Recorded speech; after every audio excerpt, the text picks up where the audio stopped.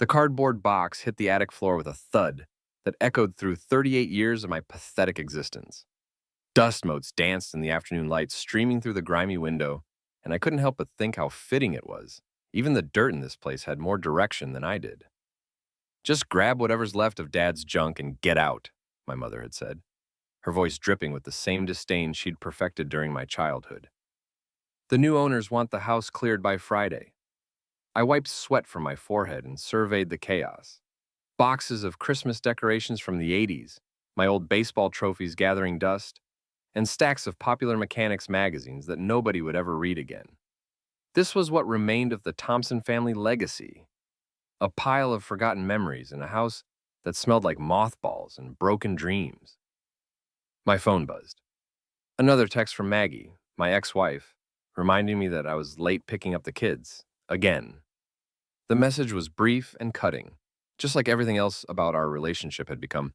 "Emma has dance at 6. Don't embarrass her by showing up in that piece of junk you call a car."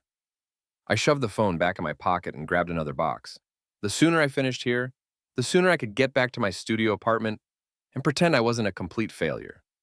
At 38, I was living alone, driving a 15-year-old Honda Civic, and working as a part-time engineering consultant for companies that used to consider me beneath their notice when I had my own firm. That's when I saw it. Hidden behind a stack of my father's old tax returns was a metal briefcase I'd never seen before. It was heavy, expensive looking, and locked tight. A brass nameplate on the front read, "William Thompson," in elegant script. My grandfather's name. I'd heard stories about William Thompson my entire life, but they were always vague, contradictory tales that made him sound like some kind of mythical figure. My mother claimed he'd been a dreamer who died broke.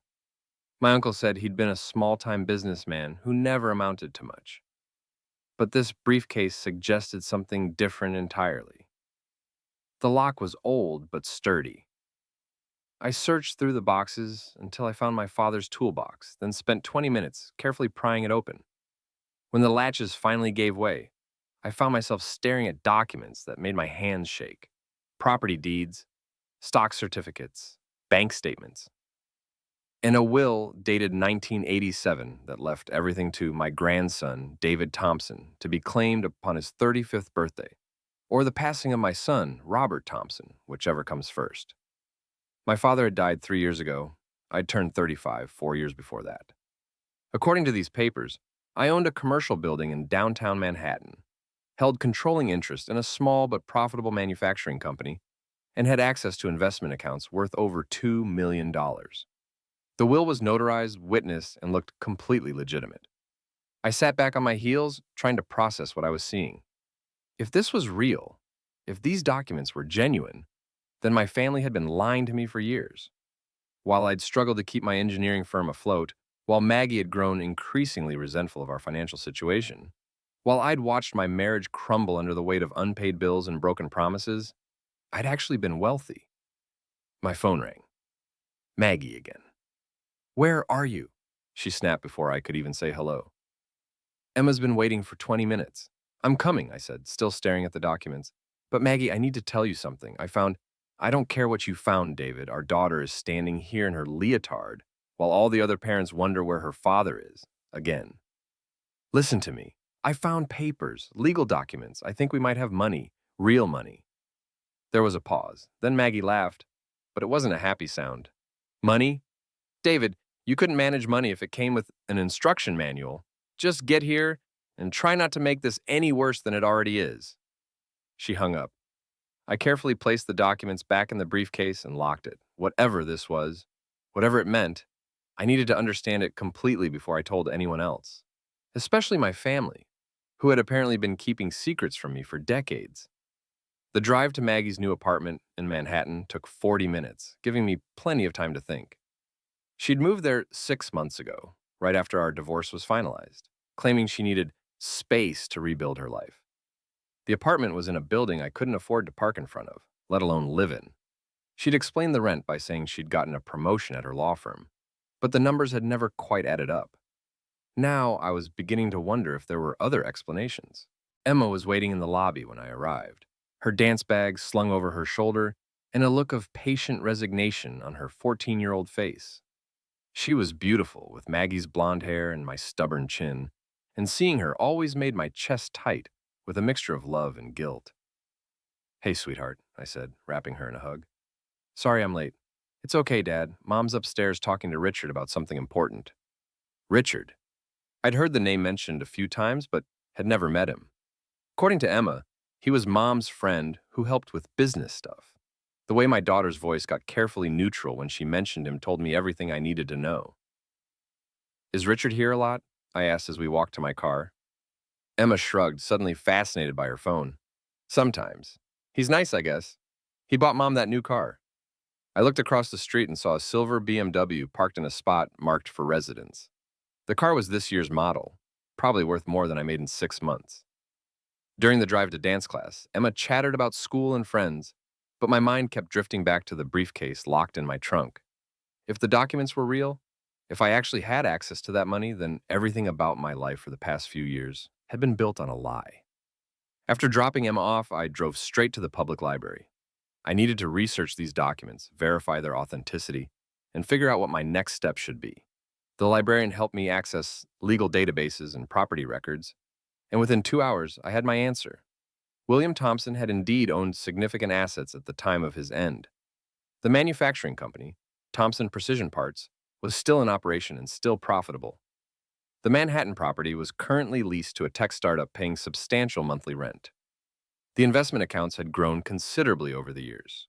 According to the public records, these assets were held in trust by a law firm called Morrison, Blake & Associates, the same law firm where my ex-wife worked. I leaned back in the library chair and felt something cold settle in my stomach. Maggie had been with Morrison, Blake & Associates for 8 years. She'd been handling estate and trust work for the past 5. She'd had access to these records, these accounts, this money that legally belonged to me. My phone buzzed with a text from Emma. "Dad, can you pick me up at Mom's after class? She says she needs to talk to you about something important." I stared at the message for a long time. Then I gathered up my research, walked out to my car, and opened the trunk. The briefcase sat there like a time bomb, filled with documents that were about to change everything. Whatever Maggie wanted to talk about, I had a feeling it was going to be a very interesting conversation. Maggie's apartment building had the kind of lobby that whispered money in every polished marble surface and crystal chandelier. I'd always felt out of place here, like a stray dog that had wandered into a 5-star restaurant. Tonight, carrying my grandfather's briefcase, I felt different. Still out of place, but for entirely different reasons. The elevator ride to the 15th floor gave me time to rehearse what I was going to say. But when Maggie opened the door, all my prepared speeches evaporated. She was wearing a silk blouse I'd never seen before, and jewelry that definitely hadn't been in our shared jewelry box during our marriage. Behind her, I could see Emma doing homework at a dining table that probably cost more than my monthly rent. "David, good. We need to talk." Maggie's voice had that crisp, professional tone she used when she was trying to control a situation. "Emma, go to your room for a few minutes. Your father and I need to discuss some things." "But I'm not done with my math homework," Emma protested. "Take it with you. This is adult business." I watched my daughter gather her books, and something about the resigned way she moved told me this wasn't the first time she'd been sent away during adult business. The thought made my jaw clench. "Nice place," I said once Emma's door closed. "That promotion must have been quite a raise." Maggie's smile was tight. "I work hard, David. Some of us do." I set the briefcase on her expensive coffee table and watched her face carefully.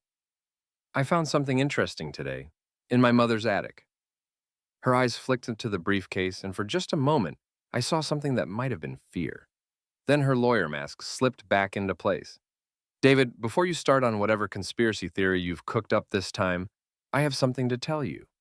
Richard and I are getting married." The words hit me like a physical blow, but not for the reason she probably expected. I wasn't heartbroken about losing her. Our marriage had been over long before the divorce papers were signed. What stunned me was the casual way she'd delivered the news, like she was announcing a change in dinner plans.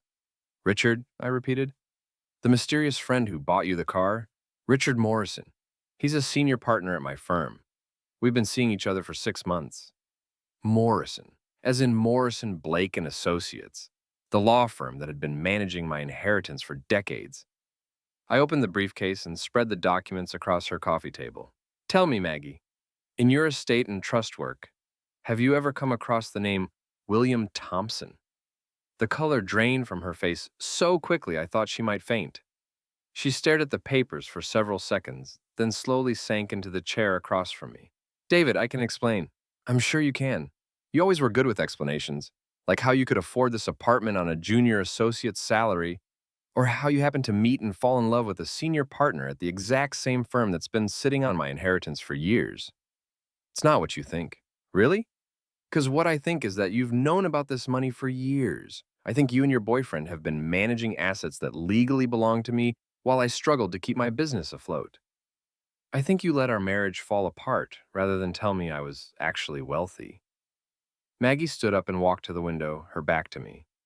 When she spoke, her voice was quiet but steady. The trust was complicated, David. There were legal issues, tax implications. Richard was trying to protect you. Protect me? From what? From being able to pay my bills? From not having to watch my wife lose respect for me because I couldn't provide the lifestyle she wanted? She turned around, and now there was anger in her eyes. Don't you dare put this all on me. You were failing long before I knew about any inheritance. Your business was collapsing because you are a terrible manager, not because you lacked capital. Maybe, but I deserved the chance to fail with my own money, instead of watching my wife leave me for the man who was stealing it. Nobody stole anything. The money was being held in trust, properly managed, growing in value. If you'd gotten your hands on it 3 years ago, you would have lost it all in that ridiculous expansion plan you were obsessing over. I gathered up the papers and put them back in the briefcase. Well, I guess we'll never know, will we? Because you and Richard decided I was too incompetent to make my own financial decisions. David, please, let's be reasonable about this. We can work something out. Richard has connections, lawyers who can help transition the assets properly. There's enough money for everyone to be comfortable. I stood up and walked toward Emma's room. Emma, get your things. You're coming with me tonight. She's not going anywhere, Maggie said, stepping between me and the hallway. This is her home. Her school is here. Her life is here. Her life is built on money that was stolen from her father. Nothing was stolen. And even if it was, what kind of life can you give her? That studio apartment, that car that breaks down every other week? I looked at her for a long moment. Really looked at her. The woman I'd married had been ambitious and smart, but she'd also been kind. The person standing in front of me now was someone I barely recognized. You're right, I said finally, and I can't give her much, not yet. But I can give her something you apparently can't. What's that? The truth.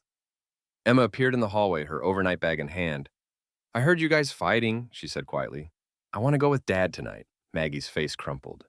Emma, sweetheart, you don't understand.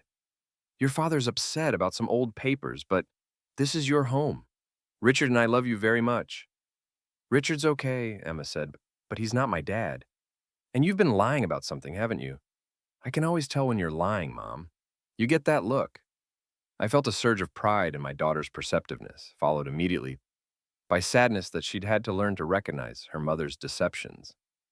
We'll talk more tomorrow, I told Maggie, after I've had a chance to speak with some lawyers of my own, real ones, not the kind who steal from their clients.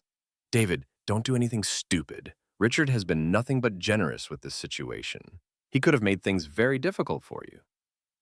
I paused at the door. Generous? He's been managing assets that belong to me while dating my wife. I'm not sure that qualifies as generosity. You don't understand how these things work. There are legal procedures, protocols. You can't just walk into a bank and demand access to trust funds. Maybe not. But I can walk into a courtroom and demand an accounting of how those funds have been managed. I can file complaints with the State Bar Association about lawyers who have conflicts of interest with their trust clients. I can do a lot of things, Maggie, and the beautiful part is I can now afford to do them properly. Her face went pale again. David, please, think about Emma. Think about what's best for her. Don't let your anger destroy her stability. I looked at my daughter, who was watching our exchange with the careful attention of someone far too young to be navigating adult deceptions. Emma's stability was destroyed the day her mother decided to build a life on lies, and I said, I'm just trying to build her a new one on the truth. As we waited for the elevator, Emma slipped her hand into mine. Dad, are we going to be okay? I squeezed her hand. Yeah, sweetheart. For the first time in a long time, I think we're going to be just fine. But as the elevator doors closed and I saw Maggie's stricken face disappear, I knew that the real battle was just beginning. She and Richard had been playing a long game, and they weren't going to give up their advantages easily. That was fine with me. I'd been playing defense for years, always reacting, always trying to catch up. Now I had resources, leverage, and most importantly, I had the truth on my side. It was time to go on the offense. The law office of Patricia Hendricks looked nothing like Morrison, Blake and Associates.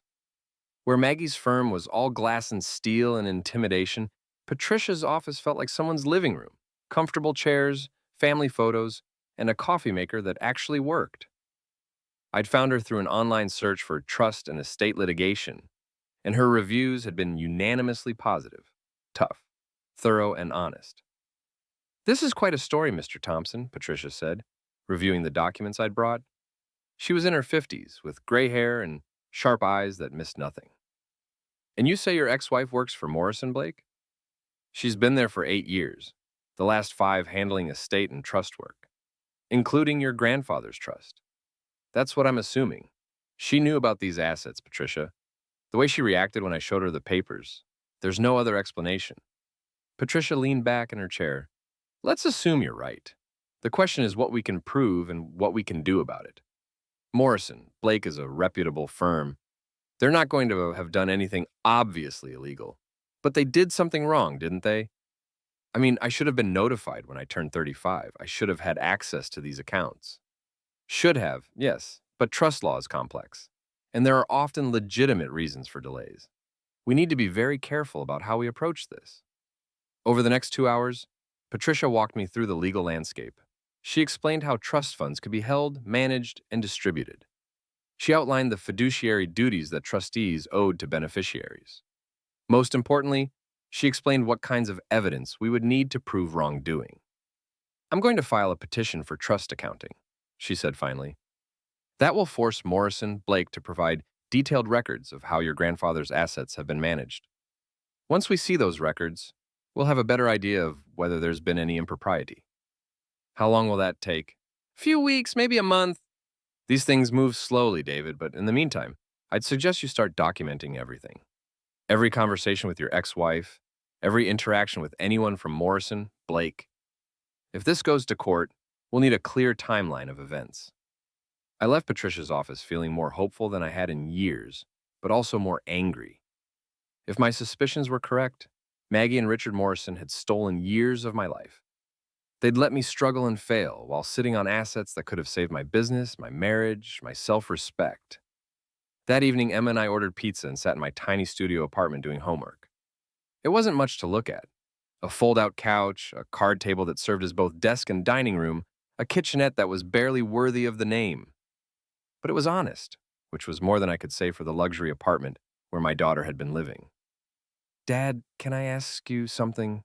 Emma said, looking up from her algebra textbook. Always. Are you and Mom going to fight about money now? I set down my slice of pizza and really looked at my daughter. She was trying to sound casual, but I could see the worry in her eyes. She'd already lived through one divorce. Now she was watching her parents gear up for another battle. I hope not, sweetheart. But sometimes adults have to fight about important things. The money your mom and I are discussing, it's not just about being rich or poor. It's about honesty and doing the right thing. Mom says you're angry because she's marrying Richard. I'm not angry about that, Emma. Your mom has the right to marry whoever makes her happy. I'm angry because I think she and Richard kept important information from me. Information that could have changed a lot of things. Emma nodded slowly. Like maybe you and Mom wouldn't have gotten divorced. The question hit me harder than I'd expected. Would Maggie and I still be married if I'd had access to my inheritance 3 years ago? Would financial security have been enough to save a relationship that had been cracking under the weight of stress and disappointment? I don't know, I said honestly. Maybe, but Emma, I need you to understand something. Even if your mom and I had stayed married, I would still want to know the truth about this money. It's not about getting back together. It's about what's right. My phone rang. The caller ID showed my mother's number. David, what is this nonsense about your grandfather's will? She said without preamble. Maggie called me. very upset, saying you're making wild accusations about some inheritance. It's not nonsense, Mom. I found Grandpa's briefcase in the attic. I have the will, the property deeds, everything. Those old papers don't mean anything. Your grandfather died broke, David. I told you that years ago. Then explain the trust fund that Morrison, Blake, and Associates has been managing for the past 30 years. There was a long pause. When my mother spoke again, her voice was different, smaller, more defensive. I don't know anything about any trust fund. Mom, please, I'm not angry at you. I just need to understand what happened. Why didn't anyone tell me about this money? Because it wasn't your money to know about. The words came out in a rush, like she'd been holding them back for years. Your grandfather was a stubborn, prideful man who made a lot of enemies. That money, if there really is money, it comes with strings attached. Complications you don't understand. What kind of complications? The kind that destroy families, David. The kind that turn people against each other. Your father and I decided it was better to let sleeping dogs lie. That wasn't your decision to make. We were protecting you. From what? From being able to provide for my family? From not having to watch my business fail because I couldn't afford proper equipment? My mother was crying now. From becoming like him. Your grandfather was wealthy, yes, but he was also cold and calculating and ruthless. Money changed him, David. It made him into someone we barely recognized. I looked at Emma, who was pretending to focus on her homework while obviously listening to every word. I'm not Grandpa, Mom, and I deserve the chance to make my own choices about his money. Maybe you did, but it's too late now. Whatever you think you're going to accomplish by stirring all this up, it's going to hurt more people than it helps. After I hung up, Emma and I finished our homework in silence. But as I was tucking her into the fold-out couch that served as her bed when she stayed over, she looked up at me with an expression far too serious for a 14-year-old. Dad, are you going to become different if you get the money? Different how? Like mean? Or like, you don't have time for me anymore? I sat down on the edge of the couch and took her hand.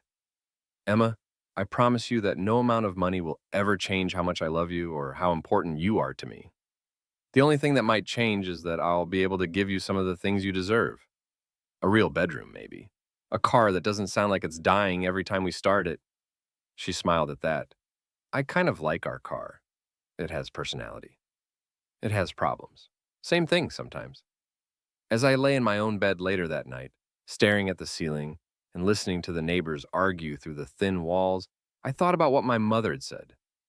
Maybe my grandfather had been cold and ruthless. Maybe money had changed him. But I'd been poor and powerless for years, and that had changed me too. It had made me desperate and bitter and willing to accept less than I deserved. It had cost me my marriage, my business, and my self-respect. Maybe it was time to find out what kind of man I'd be with resources and options. Maybe it was time to stop being afraid of my own potential.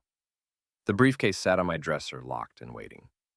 Tomorrow, I would start the process of reclaiming what was mine. And if that made me cold and calculating and ruthless, well, perhaps those weren't entirely bad qualities to have. Especially when dealing with people who had already proven they were all three. The conference room at Morrison, Blake & Associates was designed to intimidate. Floor-to-ceiling windows offered a commanding view of Manhattan. The mahogany table could seat 20 people, and the chairs were positioned so that visitors had to look up at the lawyers sitting across from them. It was psychological warfare, disguised as interior design. I'd seen rooms like this before, back when I was trying to secure loans for my engineering firm. Then, I'd felt small and desperate, grateful for whatever scraps of attention the powerful men in expensive suits were willing to throw my way.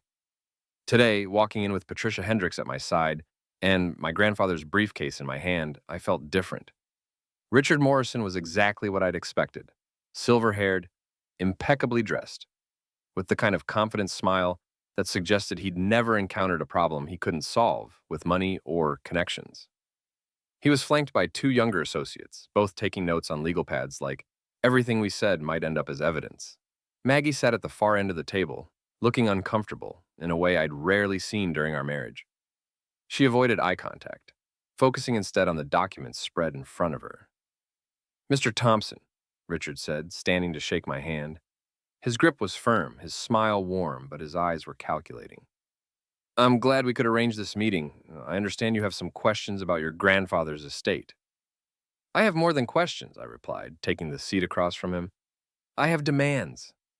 Patricia opened her briefcase and removed a thick folder. My client is requesting a complete accounting of the William Thompson Trust, including all assets, transactions, and distributions from 1907 to present. Of course, Richard said smoothly, though I should mention that the trust has been managed conservatively and professionally. The assets have grown considerably under our stewardship. Our stewardship? I leaned forward. You mean your stewardship of assets that legally became mine 3 years ago when my father died? The trust documents contain provisions that allow for administrative delays when circumstances warrant careful review. What circumstances? Richard glanced at Maggie, then back at me. Your financial situation at the time, frankly. You were heavily in debt, your business was failing, and you were going through a difficult divorce. Releasing significant assets to someone in that position could have resulted in substantial losses. I felt heat rising in my chest. So you decided I was incompetent to manage my own inheritance. We decided to exercise the prudent discretion granted to us as trustees. While my ex-wife, who works for this firm, watched me struggle to pay bills and keep my business afloat. Maggie's employment here is completely separate from the trust management. Is it? I opened my briefcase and removed a stack of papers Patricia had helped me compile. Because, according to these records, Maggie has been the primary paralegal assigned to the William Thompson Trust for the past 4 years. She's signed off on investment decisions, property management agreements, and tax filings. She's known every detail of my financial situation while watching me fail. Maggie finally looked up. David, it wasn't like that. What was it like, Maggie? Explain to me how you could sit across the breakfast table from me while I worried about making rent, knowing that I had $2 million sitting in accounts you were helping to manage. The money wasn't just sitting there, Richard interjected. It was being invested, managed professionally. The trust is worth considerably more now than it was when your father died. That's not the point, Patricia said. The point is that Mr. Thompson should have been notified of his inheritance and given the opportunity to make his own decisions about its management, even if those decisions would have been financially disastrous. I stood up, unable to sit still any longer. You don't get to make that choice, Richard. The money was left to me. Not to you, not to this firm, to me. Actually, said one of the younger associates consulting his notes, the trust documents give the trustees broad discretion in timing distributions based on the beneficiary's best interests. Whose definition of best interests? The trustees. I walked to the window and looked down at the street far below. People hurried along the sidewalks, most of them probably struggling with the same kinds of financial pressures that had defined my life for years. How many of them would have made different choices if they'd known they had resources available? How many marriages, businesses, dreams had died because someone else decided they weren't ready for their own money? I want to see the trust documents, I said, turning back to the room. The original will, the trust agreement, everything. We can provide copies, Richard said. I want the originals, and I want them today. That's not how this works, David, Maggie said. There are procedures, protocols. There are also laws about fiduciary duty and conflicts of interest, Patricia interrupted. Laws that require trustees to act in the sole interest of the beneficiary, not in their own interest or the interest of their romantic partners. The room went very quiet. Richard's smile finally slipped. I'm not sure what you're implying, Miss Hendricks. I'm not implying anything. I'm stating that a trustee who enters into a personal relationship with the ex-spouse of a trust beneficiary while withholding information about that trust from the beneficiary has created a clear conflict of interest. My relationship with Maggie began after her divorce was finalized. Did it? I asked. Because Emma mentioned that you've been helping with business stuff for quite a while. She also mentioned that you bought Maggie a car. When exactly did that happen? Maggie's face flushed red. David, don't drag Emma into this. Emma's already in this. She's been living in an apartment paid for with money that should have been available to support her during our marriage. She's been accepting gifts from a man who was actively working against her father's financial interests. Nobody worked against your interests, Richard said. The trust has been managed professionally and ethically. Then you won't mind submitting to a full audit by an independent accounting firm. That's unnecessary and expensive. I'll pay for it. With my own money. The money you've been sitting on for 3 years. Patricia gathered her papers. Gentlemen, Ms. Thompson, I think we've covered the basics. You have 30 days to provide the requested accounting and documentation. If you fail to comply, we'll petition the court to compel production and request an independent trustee be appointed. As we prepared to leave, Richard stood up. David, I hope you'll reconsider this adversarial approach. There's enough money in the trust for everyone to be comfortable. We could work out an arrangement that benefits all parties. I paused at the door. All parties? Richard, there are only two parties to this trust, me and the trustees who are supposed to be acting in my interest. The fact that you think there are other parties tells me everything I need to know about how you've been managing my grandfather's money. In the elevator, Patricia was already making notes on her legal pad. That went better than I expected, she said. Morrison was trying to project confidence, but he's worried. The conflict of interest angle has him spooked. What happens now? Now we wait for their response. They'll provide some documentation, probably try to show that they've been managing the trust properly. But David, I need to prepare you for the possibility that they haven't actually done anything illegal. What do you mean? Trust law gives trustees broad discretion. If they can show that their decisions were reasonable, even if they were wrong, it might be difficult to prove wrongdoing. But Maggie's involvement is problematic ethically, but might not be illegal depending on when their relationship actually began. I felt some of my confidence deflate. So they might get away with it. They might avoid criminal charges, but that doesn't mean they get away with it.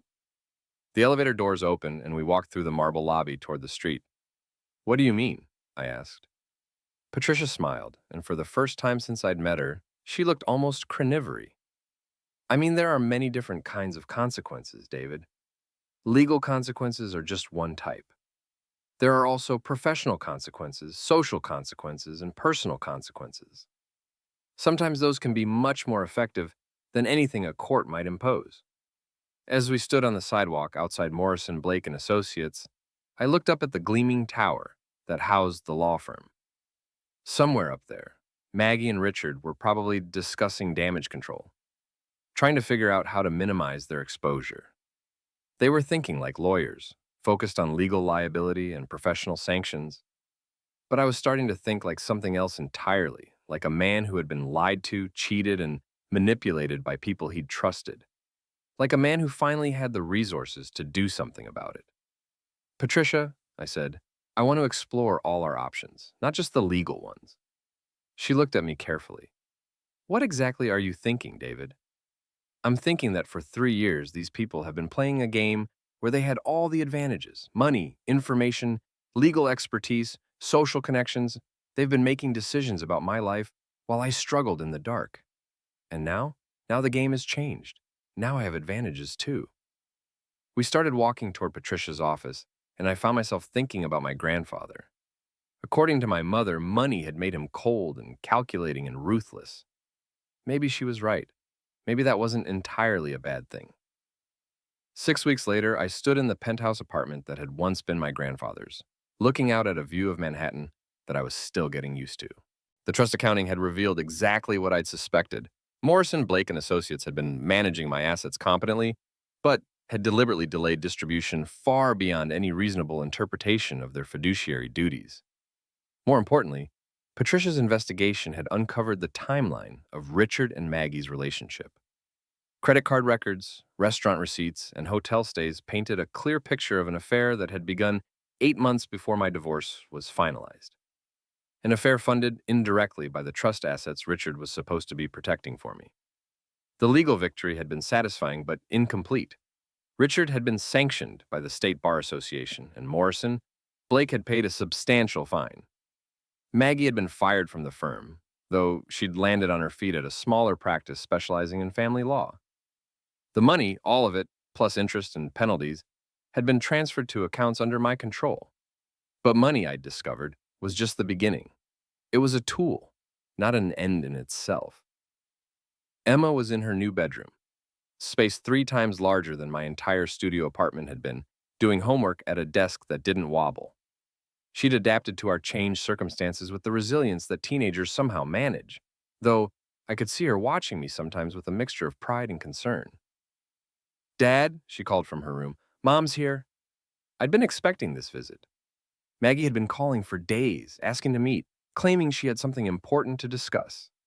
I'd been putting her off, but Emma deserved to see her mother, and I was curious about what Maggie thought was so urgent. She looked different when I opened the door. Smaller somehow, and there were lines around her eyes that hadn't been there 6 months ago. The designer clothes were gone, replaced by a simple dress that looked like something she might have worn during our marriage. Hello, David. Maggie, come in. She walked into the living room slowly, taking in the expensive furniture and artwork that had come with the apartment. Her eyes lingered on the floor-to-ceiling windows and the view beyond.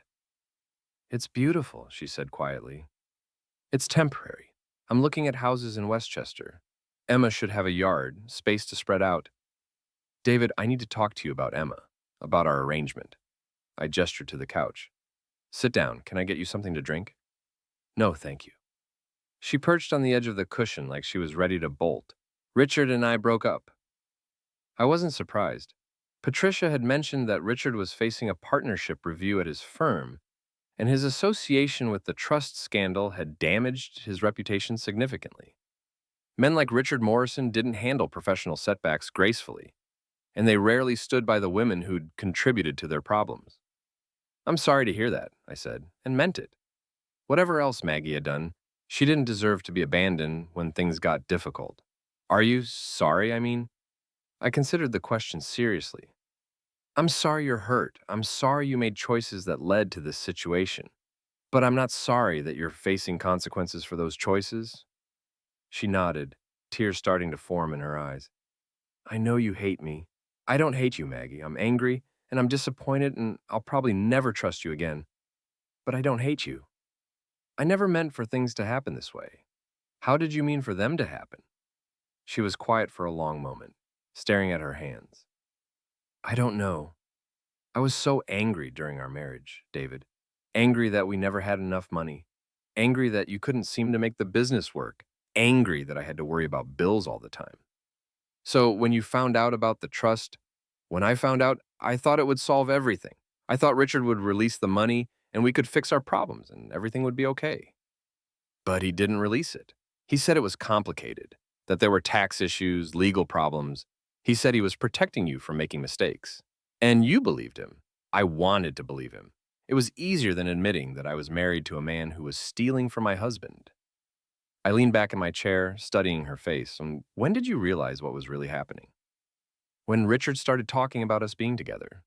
When he started saying that maybe it would be better if you never knew about the money, that you seemed happier without the pressure of managing significant assets. Happier. The word tasted bitter. I was failing, Maggie. My business was dying, our marriage was falling apart, and I was starting to think I was fundamentally incompetent as a man and a provider. That's not happiness. I know that now. Emma appeared in the doorway. Mom, are you okay? Maggie wiped her eyes and managed to smile. I'm fine, sweetheart. Your dad and I are just talking. Are you going to move in with us? The question hung in the air like a challenge. I looked at Maggie, wondering what she'd say, what she wanted. No, Emma. Your dad and I aren't getting back together. But I was hoping we could work out a better arrangement for spending time with you. What kind of arrangement? I asked. I found an apartment in Westchester. Nothing fancy. But it's close to the house you're looking at. I thought maybe Emma could spend weekends with me, and we could share school events, holidays. It was a reasonable request, the kind of co-parenting arrangement that divorce counselors recommended. But there was something in Maggie's voice, a note of desperation that suggested this wasn't just about Emma. What aren't you telling me, Maggie? She looked at Emma, then back at me.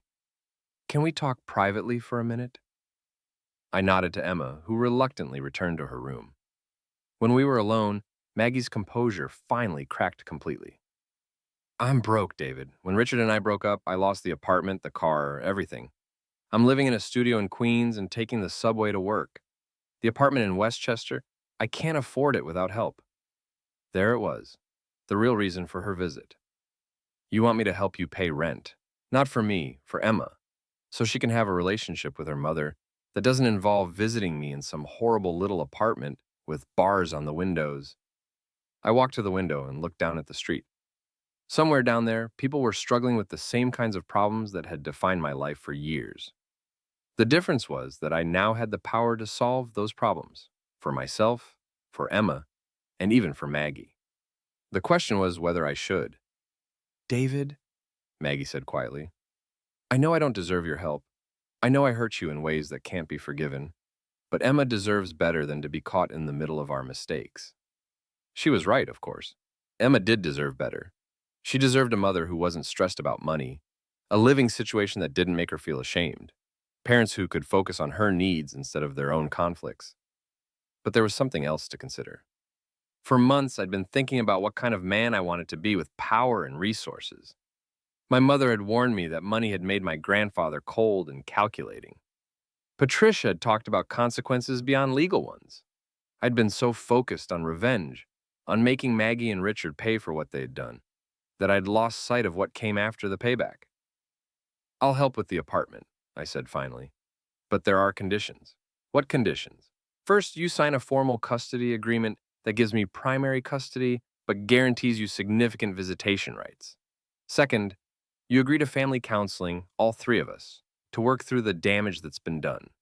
Third, you never lie to Emma again about anything, ever. David, I'm not finished. Fourth, you pay me back. Not the rent money. That's a gift to Emma, not to you. But the money Richard spent on you during your affair. The car, the dinners, the hotels. All of it came from trust assets that belonged to me. I want it back, with interest. I don't have that kind of money. Then you'll work for it. I'm buying my grandfather's manufacturing company. It needs a lawyer to handle contracts, compliance, employment issues. The job is yours if you want it. At a fair salary with a payment plan deducted for what you owe me. She stared at me for a long moment. You'd hire me after everything that's happened? I'd hire you because of everything that's happened. You know exactly how much damage you've caused, which means you know exactly how much you need to make up for it. That's powerful motivation. What about Richard? Are you going to offer him a job too? I smiled, and it wasn't entirely a pleasant expression. Richard's punishment is different. He's lost his partnership, his reputation, and his fiancée. He'll spend the next few years rebuilding his career from scratch, always wondering when someone might discover his connection to the Morrison-Blake scandal. That's consequence enough. Maggie was crying again, but these tears looked different. Relieved, maybe, or grateful. Why are you doing this, David? Why help me after what I did to you? I thought about the question seriously. 6 months ago, I would have said it was for Emma's sake, and that was certainly part of it. But there was something else. Something I was just beginning to understand.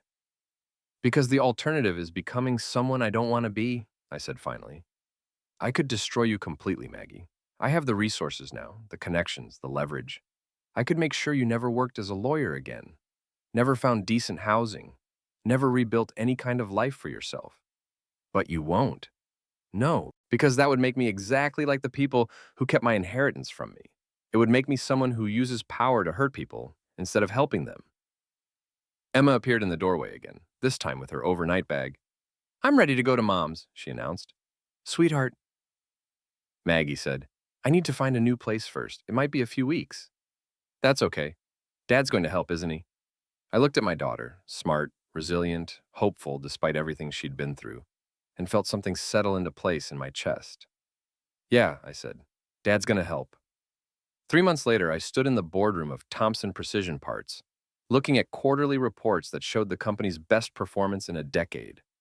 Maggie sat at the conference table, reviewing contracts with the focused intensity she'd always brought to her work. Emma was at school, probably complaining to her friends about having to do homework in 2 different houses on weekends. It wasn't the revenge I'd originally planned. It wasn't the complete destruction of my enemies that I'd fantasized about during those long nights in my studio apartment. But it was something better. It was a future built on truth instead of lies, on cooperation instead of conflict. My grandfather had been wealthy, and according to my mother, that wealth had made him cold and calculating. Maybe she was right. Maybe money did change people. But I'd learned something my grandfather apparently hadn't. The most satisfying victories aren't the ones where you destroy your enemies. They're the ones where you turn your enemies into allies, where you use your power to build something better than what came before. Richard Morrison was still out there somewhere, probably plotting his comeback, still convinced that the world owed him something. That was his burden to carry. As for me, I had a company to run, a daughter to raise, and an ex-wife who was slowly earning her way back to respectability. It wasn't the life I'd planned, but it was the life I'd chosen. And for the first time in years, that felt like enough.